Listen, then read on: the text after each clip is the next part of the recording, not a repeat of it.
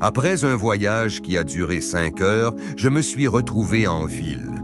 C'était un tout autre monde par rapport à celui dans lequel je vivais. Ma première préoccupation fut de trouver de quoi survivre. Un endroit où dormir et assez de nourriture pour passer la nuit car l'obscurité approchait. J'ai fini par trouver une chambre à louer avec une pièce que je devais partager avec un homme nommé Adnan. C'était un homme gentil, drôle et très serviable.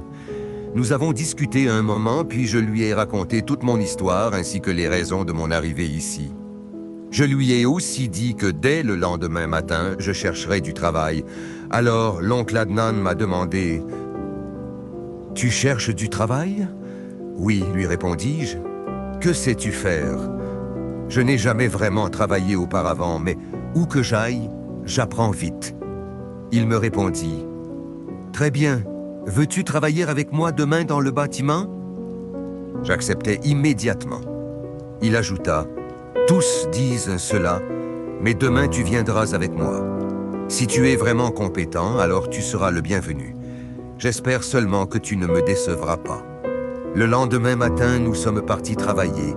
Comme dans tout nouveau travail, le premier jour fut difficile, mais je me suis montré à la hauteur et j'ai su préserver l'honneur de l'oncle Adnan. J'avais enfin un emploi.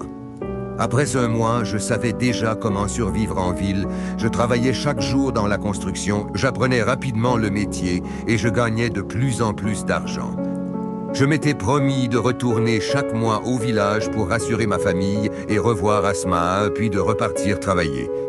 À mon retour, j'ai trouvé ma famille m'accueillant d'une manière totalement différente. Mon père me parlait avec douceur. J'ai aussi retrouvé Asma qui était heureuse de ce que je faisais.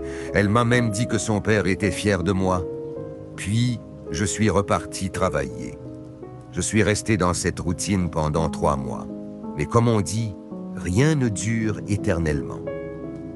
Au 3e mois, j'ai perdu mon emploi à cause d'une dispute avec mon patron, ainsi qu'à cause d'une grave maladie provoquée par le froid intense dont je souffrais. Malgré toutes les difficultés, pendant 1 an et 3 mois, j'ai tenu ma promesse envers Asma. J'ai travaillé comme agent de nettoyage, ouvrier dans le bâtiment et même dans la récolte des olives pendant la saison. Mais j'ai tenu parole. Je suis finalement devenu financièrement prêt à épouser Asma.